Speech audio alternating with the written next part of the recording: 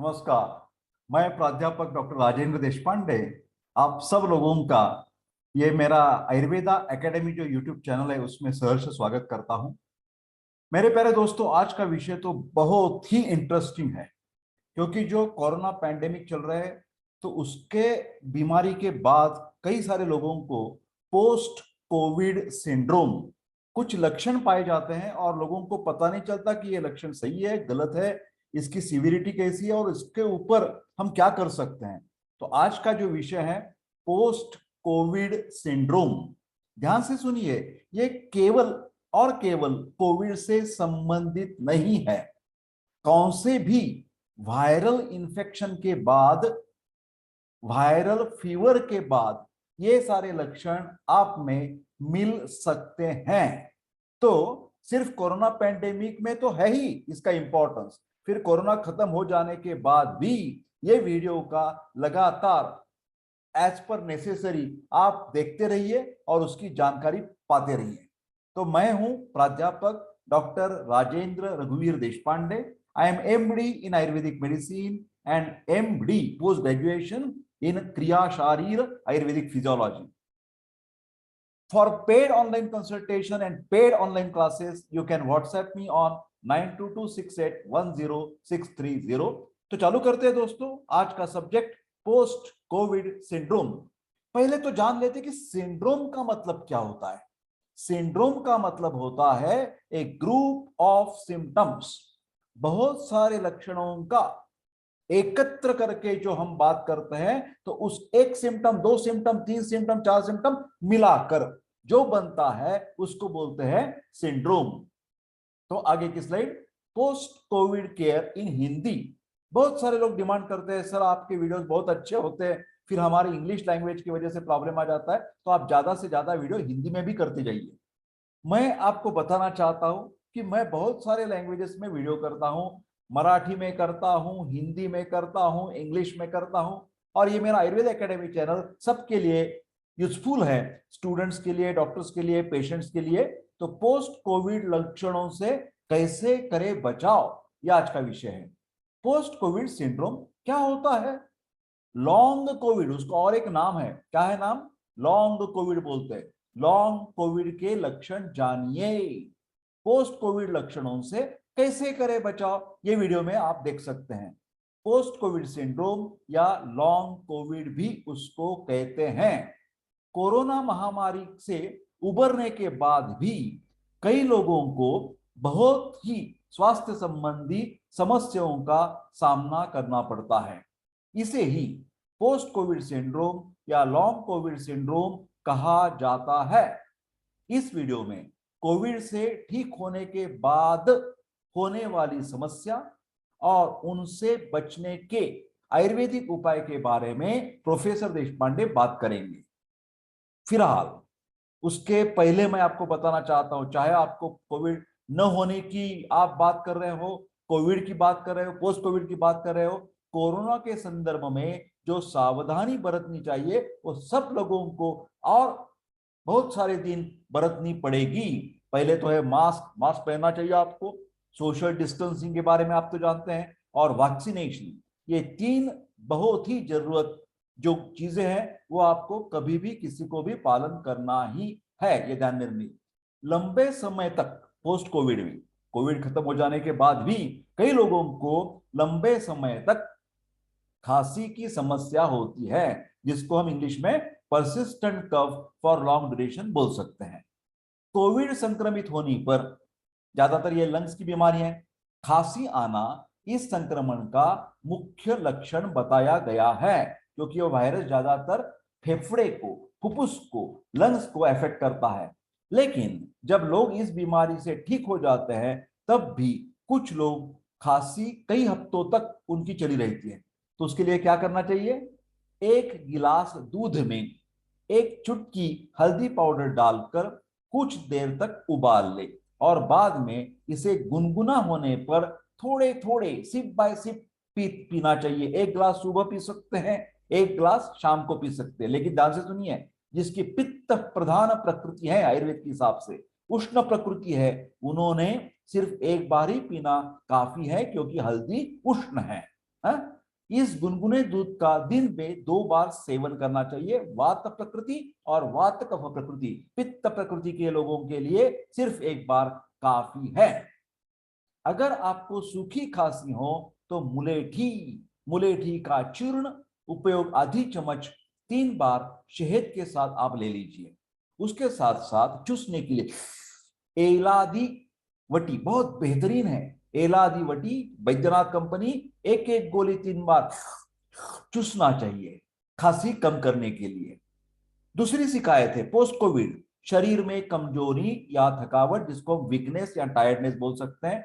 Corona virus शरीर को बहुत हद तक अंदर से कमजोर बनाता है। संक्रमण के दौरान तो कमजोरी इतनी बढ़ती है कि मरीज को चलने फिरने में कठिनाई होने लगती है। आप तो जानते हैं ये। संक्रमण से ठीक होने के बाद भी कई लोग काफी दिनों तक तेज थकान या कमजोरी महसूस करते हैं। क्या करना चाहिए इसके लिए?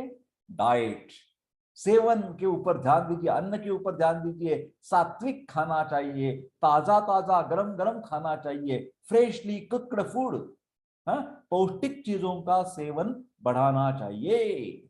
इधर उधर का हल्का फुल्का ये वड़ा पाव बेकरी प्रोडक्ट्स नहीं खाने चाहिए।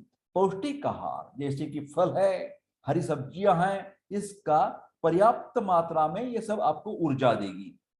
इसके साथ साथ आयुर्वेद का सर्व धातुओं के लिए, सर्व शरीर के लिए आंवला से बना हुआ बेहतरीन टॉनिक जो है वो च्यवनप्राश 2 बड़े चम्मच सुबह ले सकते हैं। रसायन काल बोलते हैं ऑन एन एम्प्टी स्टमक, खाली पेट ले सकते हैं। आयुर्वेद में उसे रसायन काल कहा है। रसायन का मतलब होता है टॉनिक, ठीक है। बालों को तेजी से झड़ना, post covid hair fall, corona से लड़कर ठीक होने के बाद एक समस्या जो अधिकांश लोगों में देखने मिलती है वो है बालों का बहुत तेजी से गिरना। खास तौर पर महिलाएं बाल झड़ने की इस समस्या से बहुत ज्यादा चिंतित रहती हैं। कुछ जगहों पर ऐसा भी पाया गया है कि कोविड वैक्सीन लगाने के बाद भी कुछ हफ्तों तक, ये परमानेंट नहीं है, बिल्कुल परमानेंट नहीं है, टेम्पररी, कुछ हफ्तों तक अचानक से ज्यादा बाल गिरने लगते हैं। क्या कर सकते हैं? इलाज क्या है? बालों के झड़ने की समस्या से निजात पाने के लिए संतुलित और पौष्टिक आहार ले, इसके साथ हरी सब्जियां, फलों का उपयोग बढ़ा लेना चाहिए। ऐसे समय शरीर को पर्याप्त मात्रा में प्रोटीन मिलना जरूरी होता है। इसलिए अपनी डाइट में दालों का सेवन, मूंग की दाल, ग्रीन ग्राम बेहतरीन नंबर 1। आयुर्वेद ने कहा है सबसे बढ़िया दाल कौन सी है? तो ग्रीन ग्राम मूंग की दाल, कभी भी भूलना नहीं। पित्तनाशक है, प्रोटीन भी देती है और उष्णता भी कम करती है। तो बाल गिरने वाले जो लोग हैं, एसिडिटी वाले जो लोग हैं, पित्त प्रकृति वाले जो लोग हैं, मूंग की दाल बेहतरीन नंबर 1। ध्यान से सुनिए, आंवला का सेवन इसलिए बहुत ही उपयोगी होता है। इसके लिए आप दिन में 1 बार आंवले का जूस 1 गिलास पी सकते हैं। या तो जूस का स्वाद अच्छा नहीं लग रहा है आपको तो आंवले के मुरब्बे का भी सेवन कर सकते हैं पेट में। और बाहर से लगाने के लिए आंवला की तेल, आयुर्वेद ने आंवला से बना हुआ मेडिकेटेड ऑयल, आंवला की तेल बाल को हल्के मालिश, हल्के मालिश ध्यान से सुनिए, लगाने से बालों को तेजी से झड़ने की शिकायत दूर हो जाएगी। Sugar level, uncontrolled blood sugar, एक डायबिटीज पेशेंट को तकलीफ आती है पोस्ट कोविड में। कोरोना के समय सबसे ज्यादा दिक्कत उन लोगों को, इसको बोलते हैं कोमॉर्बिडिटी, सावधानी, डायबिटीज जिसको है, ब्लड प्रेशर है, हार्ट की बीमारी है, सावधान। उन लोगों को पहले से ही डायबिटीज के जो मरीज रहते हैं उनका शुगर लेवल वायरस संक्रमण के प्रभाव के कारण, ये अभी मैं इसको बोल देता कि रिमाइंड मी लेटर, ओके। तो बात खत्म। ये जो डायबिटीज है इसके लिए ध्यान से सुनिए, ये वायरस जो है उसके संक्रमित होने से ये शुगर अनकंट्रोल हो सकती है। तो क्या करना चाहिए? अपने खान पान और जीवन शैली में डेफिनेटली सुधार लाएं। रोजाना सुबह शाम नियमित रूप से व्यायाम, चलने का व्यायाम, कोई जरूरत नहीं दौड़ते, पोस्ट कोविड दौड़ना मना है, पोस्ट कोविड बहुत जोर से एक्सरसाइज करना मना है, कोई जरूरत नहीं है। Simple 45 minutes walking exercise is the best exercise. ध्यान से सुनिए, सब लोगों को काम आ जाएगा। कोई जिम बिम करने की जरूरत नहीं है। क्या कर सकते हैं? घूमने का व्यायाम, सुबह 45 मिनट्स, शाम को 45 मिनट्स आपको चलना ही चाहिए। विंडो शॉपिंग नहीं चाहिए, दौड़ने की जरूरत नहीं है, अलग कुछ भी व्यायाम करने की जरूरत नहीं। Walking is the best exercise. आहार, व्यायाम और औषधि त्रिसूत्री है डायबिटीज के लिए। ध्यान से सुनिए, लिख कर रखिए, एक से काम नहीं बनेगा। आप बोलेंगे मैं दौड़ के चलूंगा, आप बोलेंगे मैं डाइट कंट्रोल करूंगा, एक बोलेगा मैं दवाई लूंगा, नहीं। आयुर्वेद ने डायबिटीज के लिए क्या बताया है? आहार, फूड कंट्रोल, विहार, व्यायाम एक्सरसाइज और मेडिसिन, तीनों का हमें इस्तेमाल करना है। इन उपायों के अलावा नियमित रूप से अपने डॉक्टर के संपर्क में रहिए, बिल्कुल, और उसकी सलाह के अनुसार दवाएं लेते रहिए। साथ साथ सपोर्टिंग मेडिसिन गुड़मार घनवटी आयुर्वेद की है, हर्बल गुड़मार घनवटी 1 गोली, और जामुन बीज घनवटी चैतन्य फार्मा 1 गोली। सो 2 गोली सुबह, 2 गोली दोपहर, 2 गोली शाम। Supporting medicine of Ayurveda for controlling blood sugar. फिलहाल ग्लूकोमीटर के द्वारा बार बार शुगर जांच करनी चाहिए। आपकी फैमिली फिजिशियन की सलाह लेनी ही चाहिए। फिर मैं आपको एजुकेशन की तरह बता देता हूं कि यह बहुत बढ़िया दवा है, गुड़मार घनवटी और जामुन बीजगटी सिंगल हर्बल टैबलेट। अगली शिकायत, post Covid mental stress, depression, तनाव। कोविड का सबसे बुरा असर मानसिक स्वास्थ्य पर पड़ जाता है। लोग कोविड के रिकवर होने से कई लोगों को यह देखने को मिला है कि स्ट्रेस और डिप्रेशन जैसी मानसिक बीमारियां से वो घिर चुके हैं। जरूरत होने पर इस बीमारी में मानसिक रोग विशेषज्ञ, साइकोलॉजिस्ट या साइकियाट्रिस्ट, थोड़ा सा है मामूली साइकोलॉजिस्ट, तीव्र स्वरूप की शिकायत है साइकियाट्रिस्ट, एमडी साइकियाट्री। इनकी सलाह आपको लेनी ही चाहिए और उसके अनुसार कुछ उपाय जीवन शैली में बदलाव ला सकते हैं। अश्वगंधा, मेंटल स्ट्रेस कम करने के लिए आयुर्वेद ने सिंगल हर्बल टैबलेट का बोला है। अश्वगंधा का सेवन मानसिक अवसाद, डिप्रेशन को दूर करने में मदद करता है। अश्वगंधा घनवटी 1 गोली सुबह और जटामांसी घनवटी 1 गोली रात को दूध के साथ आप ले सकते हैं। एजुकेशनल वीडियो, यथावश्यक यथाकाल डॉक्टर की सलाह लेना जरूरत है। रोजाना सुबह शाम कम से कम आधे घंटे ध्यान, मेडिटेशन और योगा, शवासन जैसी कुछ योगासन करनी चाहिए आपको, सूर्य नमस्कार करने चाहिए।